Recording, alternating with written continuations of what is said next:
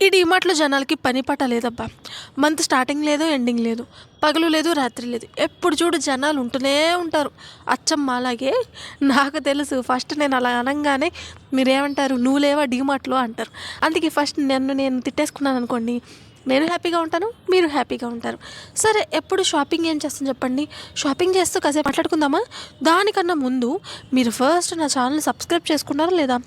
Subscribe చేసుకోకపోతే అర్జెంట్‌గా subscribe చేసుకోండి. మీకు ఒక చిన్న క్వెషన్ ఏంటంటే, ఒక మనిషికి సెల్ఫ్ రెస్పెక్ట్ ముఖ్యమా? లేదు అంటే తన తప్పు లేకపోయినా గానీ మాటలు పడి తలదించుకుని మంచిది అని అనిపించుకోవడం ముఖ్యమా? మీరే చెప్పండి. ఎందుకంటే రీసెంట్‌గా నేను ఒక సిట్యుయేషన్ అయితే ఫేస్ చేశాను. ఆ సిట్యుయేషన్‌లో నా తప్పేమీ లేదు.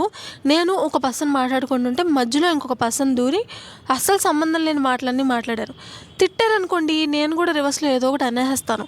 బట్ తిట్టలేదు. అక్కడ హర్ట్ అయ్యేట్టు మాట్లాడారు. తేడా అర్థమవుతుందా? అరిచి చెప్తే తిట్టినట్టు, అరవకుండా నొప్పి కలిగేలాగా తిడితే తేడా తెలిసింది కదా! అలా మాట్లాడారనమాట. ఆ నిమిషానికి నేనేం అనకపోయి ఉండొచ్చు. బట్ దేవుడు అనేవాడు ఒకడు ఉంటాడు కదా! ఖచ్చితంగా చూస్తాడు. దేవుడు నోరిచ్చాడు కదా అని చెప్పి ఎవరిని పడితే వాళ్ళని ఎలా పడితే అలా తిట్టద్దు. నువ్వే తిట్టేసి పక్కనోళ్ళు పడ్డారు కదా అని చెప్పి ఆనందపడిపోకు. కర్మ అనేది ఒకటి ఉంటుంది. ఖచ్చితంగా తిరిగి కొడుతుంది. గుర్తుపెట్టుకో.